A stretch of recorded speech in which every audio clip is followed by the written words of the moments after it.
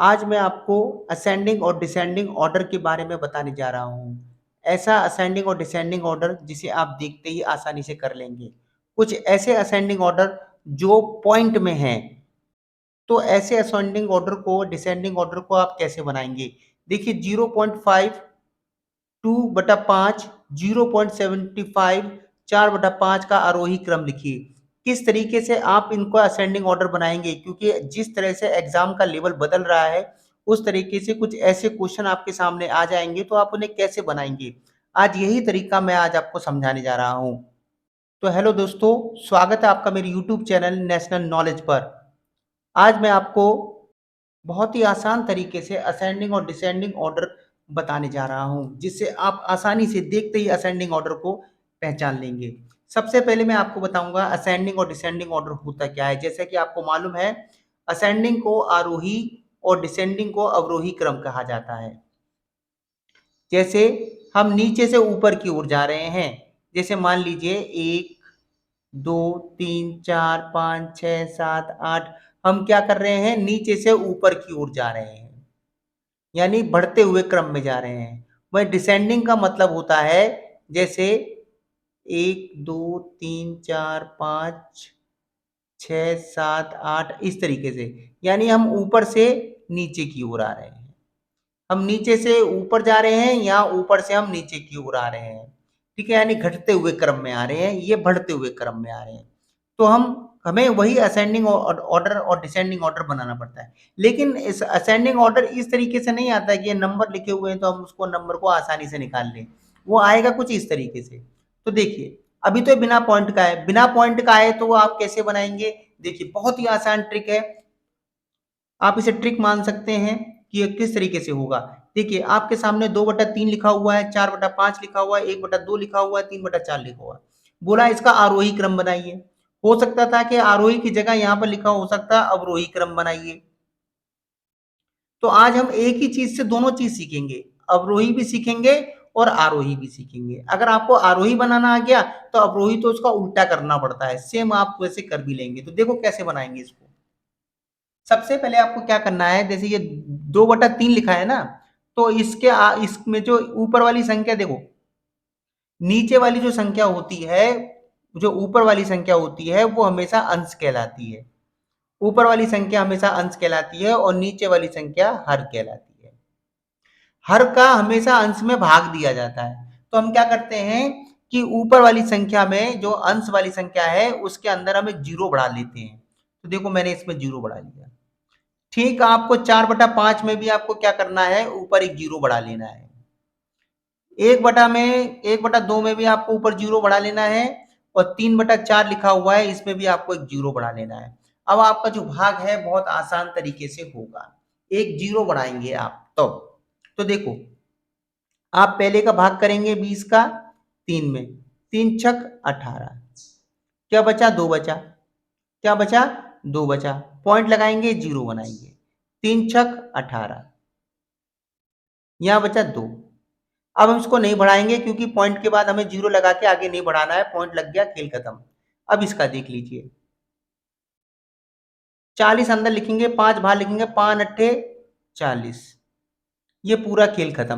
अब आ जाइए इधर, 10 को इधर लिखिए, 2 को इधर लिखिए, 2 पंजे 10। ये भी खेल खत्म। अब इधर आ जाइए, 30/40 का करेंगे तो 4 सत्ते 28, 2 बचा पॉइंट जीरो, 4 पंजे 20। अब आप देख लीजिए कौन सा इसमें बड़ा कौन सा छोटा। अब देखो ऊपर जो हमारे आंसर निकल कर आ रहे हैं, सबसे छोटा क्या नजर आ रहा है? सबसे छोटा 5 है। अगर हम इसको बनाएंगे, देखो ये पॉइंट पे है, ये भी पॉइंट में है। जब इनको हम पॉइंट पे बनाएंगे तो हम कैसे लगाएंगे पॉइंट? इसमें पॉइंट लगाने की आवश्यकता है। देखिए पॉइंट जीरो, पॉइंट जीरो। देखिए पॉइंट जीरो मैंने लगा लिया। अब देखिए आगे आगे जीरो नहीं लगेगा, पीछे जीरो लगेगा।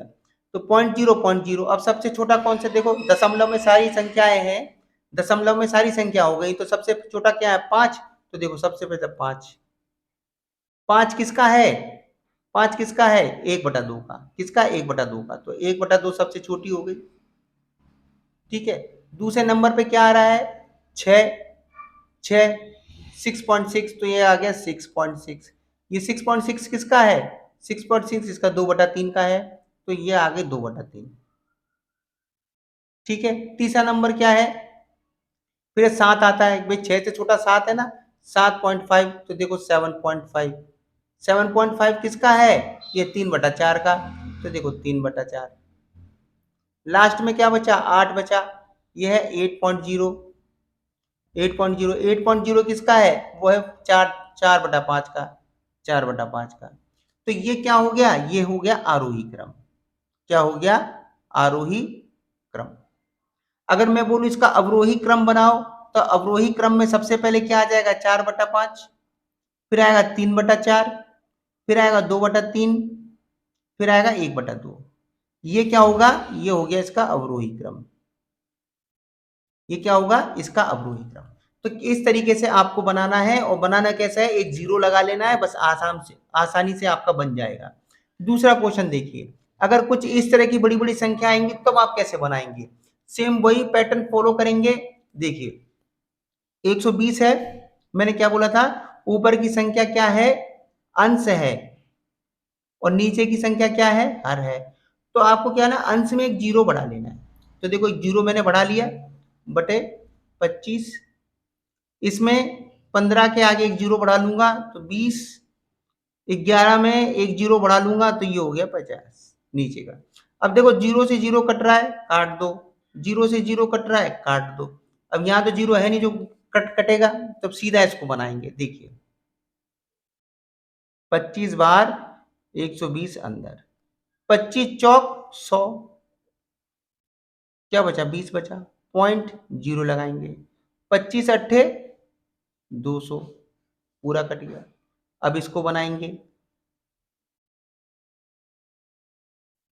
2 सत्ते 14, 1.0, 2 पंजे 10। अब इसको बनाइए, 5 दूनी 10, 5 दूनी 10। तो देखिए इन तीनों में पॉइंट लगा हुआ है, हमें पॉइंट लगा के जीरो और आगे पीछे जीरो लगाने की कोई आवश्यकता नहीं है। अब अगर आपसे पूछता कि आरोही पूछा है ना, अगर आपसे अवरोही पूछता, तो अवरोही के लिए आप क्या करते? सबसे पहले अवरोही, अवरोही क्रम, अवरोही क्रम निकालते तो सबसे पहले क्या लगाते? सबसे बड़ा बड़ा कौन सा है? ये रहा 7/5। 7.5 किसका है? 11, 15/20 का। तो सबसे पहले क्या आता? 15/20। फिर इसके बाद क्या आता? 4.8 किसका है? 12/25 का, तो 12/25। और लास्ट में क्या बचा? लास्ट में बचा 11/50, तो 11/50। ये क्या बन गया? आरोही क्रम बन गया। और यही अवरोही बोलता तो, आरोही बोलता तो, अवरोही तो मैंने निकाल दिया कि सबसे बड़ा था, सबसे बड़ा ये था, फिर ये था, फिर ये था। अवरोही बोले तो सिर्फ पीछे से उठाओ, क्योंकि सबसे छोटा 2.2 था, वो किसका था? 11/50 का। तो सबसे पहले इसको उठाओ, फिर इसको उठाओ, फिर इसको उठाओ। कितने आसानी से आरोही अवरोही क्रम बन गया, सिर्फ एक जीरो लगाने से ही आपका खेल हो रहा है। आइए दूसरा क्वेश्चन और करते हैं, तो दशमलव वाला है, जो कि मोस्ट इंपॉर्टेंट है। अगर आपके सामने ये दशमलव वाले पहले से ही बनकर आएंगे तो आप इसे कैसे बनाएंगे? सेम वही तरीका है, वही तरीका आजमाएंगे, उसी तरीके से करेंगे। देखो ये 0.5 पहले से ही बना हुआ है, तो इसमें कोई बदलाव नहीं है, ये तो 0.5 पहले ही है, तो इसे कोई चेंज नहीं करना है, इसमें कोई हाथ नहीं लगाना है। अब 2/5, मैंने क्या बोला था? 2/5 है तो हम जीरो ऊपर लगा लेंगे, ये कितना बन जाएगा? 20/5। अब 20/5 को हम अगर हम हल करते हैं, हम बाद में हल करेंगे, पहले इसको देख लेते हैं। ये देखिए जीरो, ये भी पहले से जीरो पॉइंट में बना हुआ है, तो ये भी सेम टू सेम रहेगा। अब ये 4/5 है, तो 4/5 को हम एक जीरो बढ़ा लेंगे, तो 40/5 हो जाएगा। अब इन दोनों को तो सॉल्व करने की आवश्यकता नहीं है, लेकिन इन दोनों को सॉल्व करने की आवश्यकता है, तो इन दोनों को सॉल्व कर लीजिए। 5 चौक 20। अब इसे कीजिए, 5 अट्ठे 40। देखिए इन दोनों को हमने आसानी से चेंज कर लिया। क्या कर लिया? इसको हम आसानी से हमने चेंज कर लिया। ठीक है, तो देखिए अब आप एक चीज देख रहे होंगे कि यहाँ आगे जीरो है, यहाँ भी आगे जीरो है, तो हमें इनके आगे भी क्या लगाना होगा, जीरो ही लगाना पड़ेगा। क्यों? क्योंकि अगर हम इनके पीछे जीरो लगा ले तो पूरा फोर बन जाएगा। ये क्या बन जाएगा, पूरा फोर बन जाएगा। ठीक है ना, लेकिन हम आगे लगाएंगे तो इसकी वैल्यू कुछ नहीं बचेगी। ठीक है, 0.4 हो जाएगा जैसे ये बना हुआ है।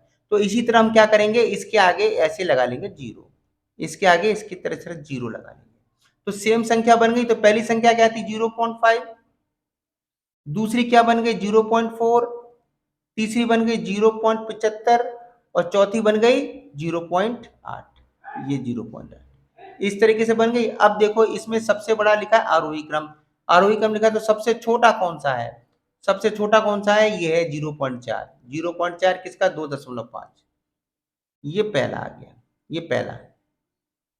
उसके बाद क्या आता है, दूसरा आता है, ये दूसरा है, तो दूसरे नंबर पे क्या आ रहा है, ये है 0.5। ठीक है, तीसरे नंबर पे क्या आ रहा है, तीसरे नंबर पे आ रहा है 75, तो ये किसका है, 0.75 का ही है, तो ये 0.75। बहुत से लोग बच्चों की कंफ्यूजन होगी कि सर ये 0.75 बड़ा कैसे हो गया, 0.8 बड़ा क्यों नहीं हुआ। तो देखो मैं आपका इसका कंफ्यूजन भी दूर कर देता हूँ। ये 0.75 है, तो आप देख रहे हैं पॉइंट दशमलव के बाद पहली वाली संख्या कितनी है, 7, 7 छोटी होती है या 8 छोटी होती है, तो आप बोलेंगे सर 7 छोटी होती है।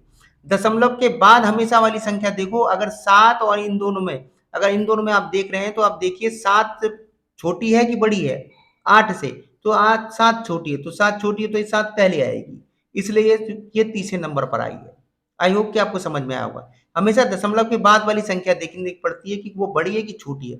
अगर इससे बड़ी होती तो ये पहले आता, ये बाद में आता, लेकिन ये 7 के दशमलव के बाद 7 छोटा है, इसलिए 7 पहले आ गया, इसलिए 8 बाद में आएगा। तो ये 0.8 किसका था, 4.5 का, तो ये 4.5। तो इस तरीके से क्या बन गया, ये बन गया इसका आरोही क्रम। क्या बन गया, आरोही क्रम। अगर इसका अवरोही क्रम बनाना होता, अवरोही क्रम बनाना पड़ता तो 4/5 पहले आता, फिर 0.75 आता, फिर 0.5 आता, फिर 2.5 आता, तो ये इसका अवरोही क्रम बन जाता। तो देखिए पॉइंट वाले का भी किस तरीके से हमने आरोही अवरोही बनाया है। ठीक है, तो इस तरह से पॉइंट वाले क्वेश्चन को हम हल कर सकते हैं। तो मुझे उम्मीद है कि आरोही अवरोही क्रम आपके जो भी डाउट होंगे वो क्लियर होंगे, क्योंकि अगर नहीं आ रहा है तो आप जीरो लगाकर आगे बढ़ा सकते हैं। लेकिन एक चीज हमेशा ध्यान रखना, आरोही अवरोही में एक चीज और होती है, जैसे यहाँ लिखा है, जैसे यहाँ पर लिखा हुआ है 12/13, 14/15, 16/17, तो आपको ये देखना है कि इन दोनों के बीच में अंतर कितना है, अंतर कितना है, एक का अंतर है। 12 और 13 में एक का अंतर है, 14 और 15 में भी एक का अंतर है, 16 और 17 में भी एक का अंतर है। जब एक एक के अंतर होते हैं तो सबसे छोटी संख्या पहली, उससे बड़ी वाली दूसरी, उससे उससे बड़ी वाली तीसरे नंबर पे आएगी, तो उसमें जीरो लगाने की कोई आवश्यकता नहीं होती है। जीरो लगाने की आवश्यकता कब है, जब नंबर थोड़ी भिन्न भिन्न हो और नीचे की संख्या छोटी हो, तो उसे डिवाइड आराम से हो जाएगा। मुझे उम्मीद है कि आपको समझ में आ गया होगा। अगर वीडियो अच्छी लगी हो तो वीडियो को लाइक सब्सक्राइब जरूर कीजिएगा और साथ में शेयर भी कीजिएगा। बहुत बहुत धन्यवाद।